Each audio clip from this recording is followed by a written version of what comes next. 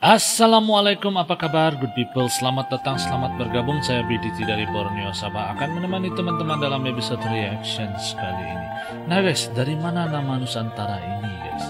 Jadi pernahkah kalian terfikir hari ini guys kita akan nonton sebuah video yang berjudul Sejarah Asal-Usul Nama Nusantara yang Disembunyikan. Nah ini keren nih guys, penasaran kita. Dan video ini daripada channel Duha Media. Nah, link asli dari video ini akan saya letak di description box di bawah. Kalian pertimbangkan untuk subscribe. Jangan lupa buat bergabung dan dukung channel yang saya react ini. Ojo lali di subscribe channel people. Saya sangat hargai sokongan serta dukungan yang kalian berikan buat channel ini berkembang guys. Oke, semoga kalian yang menonton berada dalam keadaan yang baik-baik selalu dimurahkan rezeki, dipermudahkan juga segala urusan dunia dan akhirat. Amin ya rabbal alamin. Tanpa membuang waktu lagi good people, mari sama-sama kita nonton isi kandungan daripada video ini. Let's go. 1, 2.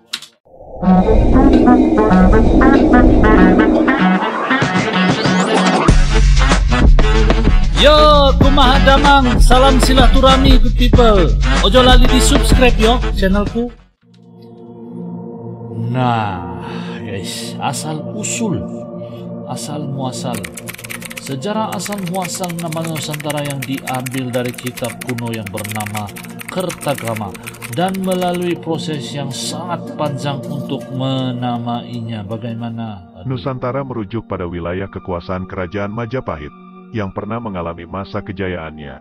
Namun zaman kejayaan dan kemasyhuran itu pada akhirnya mengalami kemunduran, bahkan dapat dikatakan hilang lenyap, dan hanya ditemukan benda-benda prasasti beserta puing-puing bangunan kerajaan kuno. Kata Nusantara yang muncul pada masa kerajaan Majapahit saat Mahapati Gajah Mada menyampaikan sumpahnya, Lamun huus kala Nusantara, isun amukti palapa. Artinya, jika telah kala pulau-pulau seberang, barulah saya menikmati istirahat. Perkataan itu jauh sebelum kitab negara Kertagama, dan telah ditemukan pula kata Nusantara dalam kitab Pararaton. Jadi, bersumber dari kitab-kitab tersebut, jelaslah bahwa nama Nusantara murni berasal dari wilayah dan hasil oleh pikir bangsa Indonesia. Kata Nusantara itu ada berbagai asli cerita dari teks Indonesia. kitab-kitab kuno yang menjadi asal-usul dari nama Nusantara, antara lain kitab Pararaton dan kitab negara Kertagama. Kitab Pararaton, kitab yang berbentuk prosa, yang terdapat di keropak yakni lontar atau rontal, daun tal ini, bagian permulaannya menceritakan kedatangan bangsa Hindu hingga berkembangnya agama Hindu-Buddha, dan masuknya ajaran Islam di tanah Jawa. Serat Pararaton dapat dianggap sebagai salah satu pelopor sebutan Jawa Dwipa, Dwipantara, dan Nusantara. Sebutan itu semakin lama semakin tenggelam, sejak bangsa-bangsa dari Eropa mengunjungi kawasan Asia Tenggara. Bangsa Eropa Orang-orang Eropa yang datang ke Nusantara beranggapan Asia hanya terdiri dari Arab, Persia, India dan Cina. Daerah yang terbentang luas antara Persia dan Cina disebut sebagai Hindia, sedangkan semenanjung Asia Selatan disebut Hindia Muka, dan daratan Asia Tenggara dinamai Hindia Belakang Belanda. Apalagi ketika dijajah Belanda, mereka menyebut Nederlands Indie atau Hindia Belanda. Kitab Pararaton mulai terangkat kembali sejak munculnya seorang ilmuwan berasal dari negeri Belanda bernama Dr. Jan Laurens Andries Brandes. Dia merupakan seorang ahli di bidang arkeologi dan sastra Jawa kuno. Ketika ditugaskan di Hindia Belanda, Indonesia, dengan pengetahuan yang dimiliki, dia berhasil menerjemahkan naskah-naskah kuno. Oh, boleh tahan guys. Brandes inilah yang memiliki peran besar terhadap pengetahuan tentang masa lampau Indonesia. Di tahun 1920-an Ernest Francois Eugene Dawes Dekker, atau dikenal dengan Dr. Danudirja Setiabudi, mengangkat dan menghidupkan kembali nama Nusantara. Ernest kerap kali menggunakan kata Nusantara ketimbang menggunakan istilah Hindia Belanda. Nusantara. Ernest mengartikan Nusantara sebagai Nusa di antara dua benua dan dua samudera. Istilah Nusantara dari Ernest dengan cepat berkembang dan menjadi populer penggunaannya. Alternatif dari nama Hindia Belanda, Ernest Dawes Dekker adalah seorang keturunan Indo yang melihat keganjilan-keganjilan dalam masyarakat kolonial, khususnya diskriminasi antara keturunan Belanda dan kaum Indo. Ernest termasuk salah satu tokoh tiga serangkai Indische Partij yang didirikan pada tanggal 25 Desember tahun 1921. Ketiga tokoh itu adalah Douwes Dekker dan Dr. Cipto Douwes Mangunkusumo. Selain Brandes dan Douwes Dekker, putra Indonesia asli yang ikut dalam membesarkannya, yaitu Raden Mas Surjaningrat, atau dikenal dengan nama Ki Hajar Dewantara. Ki Hajar. Menurut Ki Hajar Dewantara, kata Nusantara lebih cocok, karena kata itu tidak memiliki unsur dari bahasa asing, India. Alasan yang dikemukakan karena pemerintah Hindia Belanda selalu menyebut wilayah jajahannya dengan sebutan Hindia. Kitab selanjutnya yaitu Kitab Negara Kertagama. Kitab ini adalah hasil karya Sang Prapanca pada tahun 1364 Masehi, pada masa pemerintahan Raja Hayam Wuruk di Kerajaan Majapahit. Prapanca adalah anak Empu Nanendra yang menjabat sebagai Darmadiaksa Ringkasogatan atau penghulu dalam urusan agama Buddha. Pertama. Kitab Negara Kertagama menceritakan keadaan istana Majapahit pada masa Prabu Hayam Wuruk, Raja Agung di Tanah Jawa pada tahun 1350 sampai tahun 1389.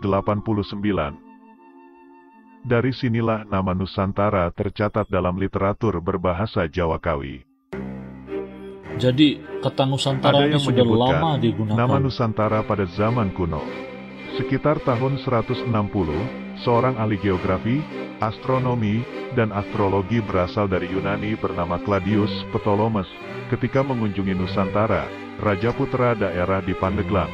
Salah satu catatannya yang disebut Geografia, ia menggunakan kata Yabadiu, yang artinya Pulau Jawa. Yabadiu. Kata Yaba lama-kelamaan berubah menjadi Java. Java. Hal ini terjadi akibat pengucapan lidah bangsa Indonesia. Sedangkan Diu dalam pengertian kata Hindu, artinya suatu negeri. Menurut Claudius, negeri Jawa. Geografi merupakan suatu penyajian sebagian seluruh permukaan bumi. Catatannya diberi judul Geografia Sintaksis. Claudius juga mengajukan metode baru dalam pembuatan peta, termasuk proyeksi dan pembuatan atlas. Ken Luen, seorang pengelana, yang juga berasal dari negeri Cina, menyebut Yawa Dwipa dengan nama lain yaitu Dwipantara, di antara pulau. Hal ini disampaikan oleh Prof. Liang Liji, bahwa Kepulauan Nusantara pertama kali disebar ke negeri Yediano, atau Javat Vipa. Lokasinya berada di Jawa Barat dan rajanya Diao Bian atau Dewa Warman. Hal ini diketahui dari kitab sejarah Hou Hansu. Madura lah. Catatan kuno Tiongkok dibuat sekitar tahun 414. Praksara huruf-huruf Wengi yang lazim dipakai di Dekan yang isinya menceritakan tentang ada seorang pendeta Cina bernama Fa Hien yang berasal dari Dekan yang melakukan perjalanan ziarah ke tempat-tempat suci di Hindustan dan Ceylon. Ketika hendak kembali ke negerinya, ia bersama Brahma menggunakan perahu mengarungi lautan. Brahma. Dalam perjalanan tersebut, perahu dan awaknya dilanda angin kencang dan ombak samudera sehingga pendeta tersebut terdampar di tanah Jawa. Oleh Fa Hien, daerah itu disebut sebagai Javadi. Selanjutnya, sekitar tahun 435, ada negeri yang mengadakan hubungan dengan dinasti Tang di Tiongkok.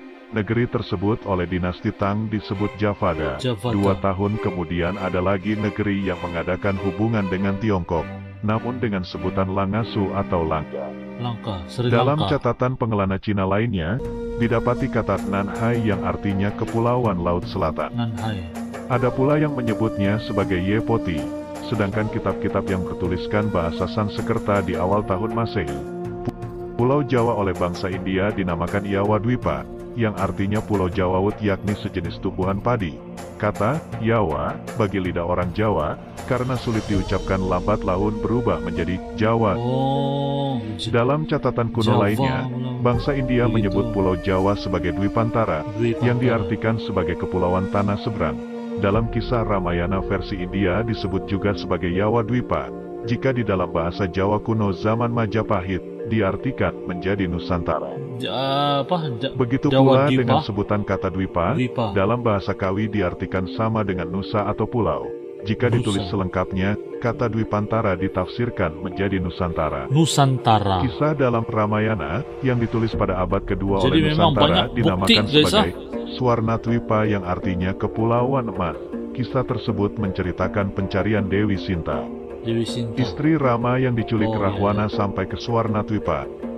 Sampai di Bangsa Nusantara. Arab menyebut Pulau Jawa sebagai Jazair al-Jawi, Kepulauan Jawa. Hal ini diketahui dari berita-berita berbahasa Arab. Dalam berita itu menerangkan bahwa para pedagang Arab telah melakukan aktivitasnya dalam bidang perdagangan dengan penduduk asli di wilayah Nusantara. Para pedagang Arab tersebut telah mengunjungi wilayah Nusantara sejak masa kejayaan Sriwijaya pada abad ke-7. Nah guys, oke. Jadi demikian video yang baru kita nonton bareng. Memang terbukti sudah guys bahwa kata Nusantara itu memang kuat, dia punya bukti yang berasal daripada Indonesia guys. Jadi apa pendapat kalian dengan video kali ini? Apakah pendapat kalian tentang kata Nusantara itu? Nusantara itu kalau menurut kalian apa?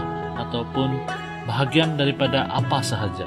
Silahkan komen di ruangan komen di bawah, dan saya penasaran untuk tahu apa pendapat kalian tentang kata Nusantara ini. Dan bagi saya Nusantara akan bersatu guys satu hari nanti insyaallah, amin. Dan sampai di sini sahaja, kita akan jumpa lagi di video yang akan datang. Moga-moga video ini bermanfaat, memberi info buat teman-teman semua. Kita akan jumpa lagi di video yang akan datang good people. Terima kasih karena menonton. Ojo lali di subscribe channelku. Assalamualaikum. Salam Nusantara. Yo teman-teman, ojo lali di subscribe yo channelku.